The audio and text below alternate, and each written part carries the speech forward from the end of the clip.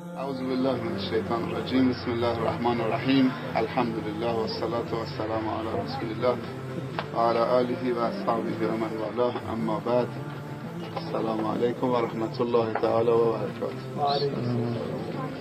قبل از هر چیز الله تبارک و تعالی را بسیار تشکر کنیم و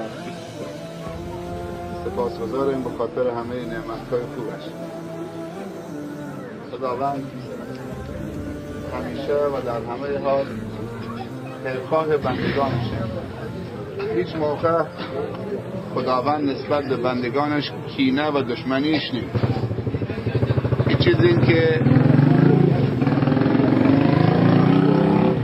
همه ما و شما باید بدونیم که خداوند همیشه خیرخواه بندگانشه و اگر که مسائلی هم در زندگی بندگانش به وجود آورد، حالا سیل، زلزله، به حساب قحطی، مسائل، شاید صرفا خداوند قصدش هستی که بندگانش رو متوجه خودش بکن که بندگانش به خداوند رو بیارن و با خداوند ارتباط برقرار بکنن. خداوند این همه نعمت‌ها رو به خاطر محبتی که نسبت به بندگانش هستی برای اونهای خلق کردی و هدف خداوندم که از این نعمت‌ها استفاده بکنن. همینطوری که بعض موقع پدر نسبت به فرزندش، حالا گوشمالی های شده، حالا بالاخره که بچه‌شو بیدار بکن، بچه‌شو متوجه بکن، بچه‌شو بیاره تو برنامه خودش، بچه‌ش سالم بشه.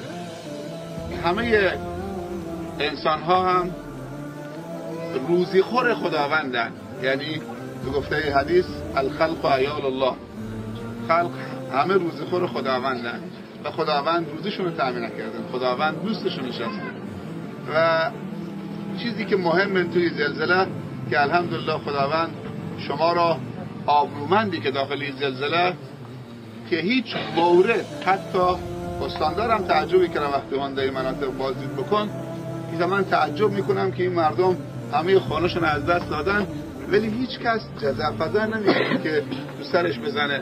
خیلی آرام سرد، همه میگن الحمدلله، کار خدا، شکر خدا، راضی به رضای خدا، راضی به قضاوت خدا، به قضا و قدر خداوند. بالاخره این صبوری شما و شکر شما بر بالاخره این آزمایش سخته. امروز هم روز عید قربان بوده. خداوند سالهای پیش در چنین روزی حضرت ابراهیم یکی از بندگان مخلصش رو آزمایش سختی کرد که فرزندش رو با دست خودش ذبح بکنه. حضرت ابراهیم از اون آزمایش خداوند روسفیدانه و آبرومندانه بیرون آمد. شما هم الحمدلله از این آزمایش سخت خداوند که خانه هاتون 40 سال 50 سال سنگ رو هم گذاشتید، تک تک رو هم گذاشتید تا الان درست شده، یک دفعه از دست دادید، از خانه آمدید تو خیمه. بازم صبورید، بازم شکر خدا میکنید، بازم که الحمدلله ایمانتون رو از دست ندادید. حتی اون مادر پیری که سوادم نداره میگه خدا یک نظر رحمی به ما کرده، الحمدلله که بالاخره خودمون سالمیم، الحمدلله که بالاخره ایمان ما از دست ندادیم، راضی به رضای خدا و هیچ ناشکری وجود نداشته. یعنی هیچ ناشکری در این روستاهایی که آسیب دیده ملاحظه نشده که یک نفر شکایت خداوند پیش خلق خدا بکنه. از بزرگ و کوچک الحمدلله همه صبورن و پایان صبر به خاطر خدا هم رو سفید قیمه. بازم صبورید، بازم شکر خدا میکنید، بازم که الحمدلله ایمانتون رو از دست ندادید. حتی اون مادر پیری که سوادم نداره میگه خدا یک نظر رحمی به ما کرده، الحمدلله که بالاخره خودمون سالمیم، الحمدلله که بالاخره ایمان ما از دست ندادیم، راضی به رضای خدا و هیچ ناشکری وجود نداشته. یعنی هیچ ناشکری در این روستاهایی که آسیب دیده ملاحظه نشده که یک نفر شکایت خداوند پیش خلق خدا بکنه. از بزرگ و کوچک الحمدلله همه صبورن و پایان صبر به خاطر خدا هم رو سفیدی و سربلندی و رضایت و خوشنودی خداونده. امیدوارم که انشالله خداوند که شما را این آزمایش کرده و الحمدلله تو بحث ایمانتون و اعتقادتون رو سفید شدید، خداوندم حتما برای شما فیصله خواهد کرد و به خاطر صبرتون لا خانه دنیا که جای خودش بالاخره امروز نشد، فردا پس فردا تا یک سال دیگه. سابقه های زلزله اگه نگاه بکنیم در دنیا بالاخره یه زمانی مادرم خدا رحمتش بکنه بعضی موقع با مادر بزرگم با بابام صحبت میکردن که سال درد مطرح میکردن. سال درد من یاد نمیدم، من سوال میکردم مادر سال درد چه سالی بوده؟ گفت قبل از اینکه شما به دنیا بیایید وبا آمد تو منطقه، طاعون آمد و خیلی تلفات داد، مردم مثل مور و ملخ بالاخره مردن، دکتر و دوایی هم نبود، مشکل بود، امکانات کم بود. ولی الان همون سال درد به عنوان یک خاطره مونده. میگن سال درد و گذشت، تمام شد. دوباره بالاخره انسان‌های تولد شدن، بالاخره بزرگ شدن، گذشت و جز خاطره شد. بالاخره زلزله، سیل، طوفان، این مسائل چیزی نیست که ما بگیم فقط برای مسلمانه. بحث زلزله و بحث طوفان و بحث سیل اینها اصلا کاری به کافر بودن و مسلمان بودن نیست. یه وقتی نگید که خدایا ما که نماز میخوندیم، ما که خوب بودیم، ما که اهل طاعت بودیم، ما که با تقوا و با خدا بودیم، چرا این بلا سر ما آوردید؟ این با اثر کافر بیاد. این حرفا نیست. خدا بندگانش آزمایش میکنه با هر چیزی که خودش صلاح بدونه. مهم که انسان روسفید از این مسائل در بیاد. من قبلا هم گفتم که اگر که خدا میخواست تو این زلزله جان شما را بگیرد، 4000 خورده خانه خراب شده، باید هر این 4000 نفر با کسانی که داخلش بودن همه میمردن. خدا قصد جان شما را نداشته، فقط خداوند خواسته شما را بیدار بکنه، شما را متوجه خودش بکنه.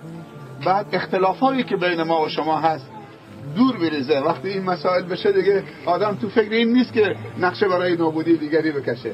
آدم به خود میاد، آدم علما با هم متحد بشن، مردم با هم متحد بشن، توبه بکنیم، به درگاه خدا رو بیاوریم. بس خداوند یک اتوبوس تصادف میکنه تو جاده بندر سیرجان، 45 نفر 50 نفر تو یک اتوبوس همه کشته میشن. ولی زلزله شده 4000 خورده خانه خراب شده. اونم چه خانه هایی؟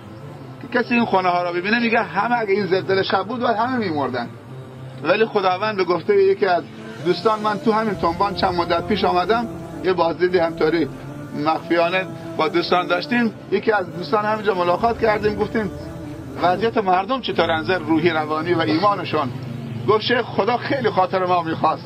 گفتم چطوری؟ گفت خدا برای ما تو این زلزله خیلی تخفیف داد. گفتم چطوری؟ گفت تو وقتش، تو شب و روزش، تو نمیدونم ساعتش، تو زمستون و تابستونش. اگه این زلزله تو شب بود، اگه تو نمیدونم فلان بود، اگه وقت بارندگی بود. یه زمانی تو بنده زلزله آمد، من یادم بچه بودم، 13 سال 12 سال، بارندگی بود، زلزله هم پشت سر هم بود. میرفتی تو خانه زلزله میشد، میآمدی بیرون بارندگی بود. بالاخره خداوند خیلی واقعا تخفیف داد به ما تو این زلزله جزیره قشم و امیدواریم که همینطوری که تا الان رو سفید در آمدید و خدا ازتون راضیه و الحمدلله ایمانتون رو حفظ کردید، بزرگترها و کوچکترها رو تشویق بکنن، اونهایی که اهل علمن، اونهایی که بالاخره کاملترن، بزرگترن، سعی بکنن بالاخره مردا زنهاشون رو تشویق بکنن. زن ضعیفه بالاخره میگذره، انشالله چشم به هم بزنید، این وضعیت انشالله درست میشه و انشالله که آخرتتون آباد باشه، دنیا هر طوری باشه که میگذره.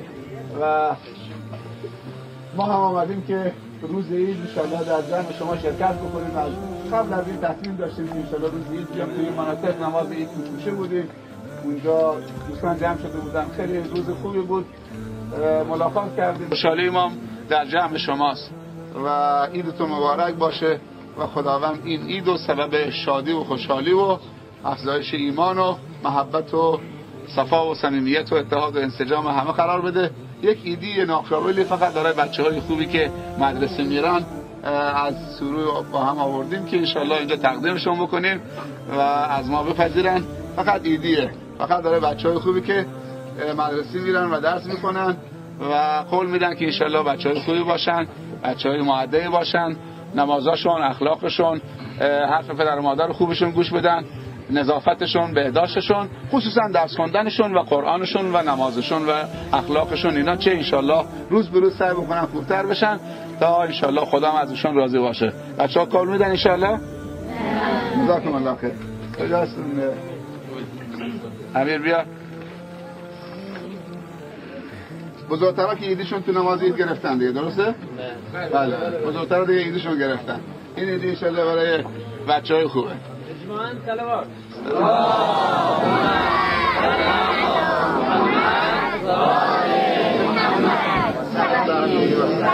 جزاکم الله خیر. بچه‌های بار